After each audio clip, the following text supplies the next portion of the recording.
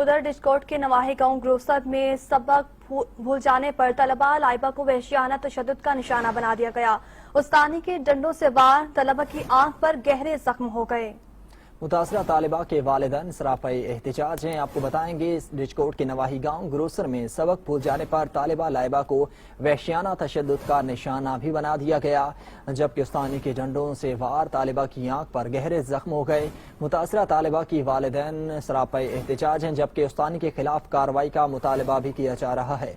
Discord के नवाही गांव grocer में सबक भूल जाने पर तालिबा लाइबा को वहशियाना तशद्दुद का निशाना बनाया गया है। इस हवाले से मज़ीद जान लेते हैं नुमाइंदा 7 न्यूज़ शफीक खान से। जी शफीक खान, बताइएगा, चाइल्ड ब्यूरो प्रोडक्शन की खुल्लम खुल्ला खिलाफ वर्जी की जा रही है।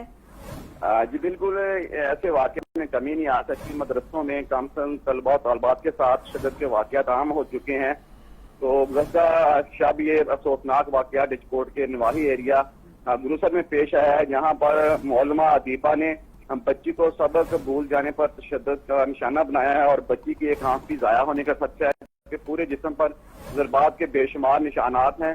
तो इस सिलसिले में मकामी पुलिस को दरख्वास्त गुजारी गई है, ताहम अभी तक जो मुलजमा है वो बाअसर है और पुलिस ने अभी तक कोई कार्रवाई नहीं की। तो इस सिलसिले में जो वालिदैन है बच्ची के सरापा एहतजाज है, उन्होंने मुतालबा किया है कि मदरसों में ऐसे जो जालिम टीचर हैं उनके खिलाफ कार्रवाई की जाए ताकि ऐसे वाक़यात में कमी लाई जा सके। जी ठीक है शफीक खान, बहुत शुक्रिया आपका।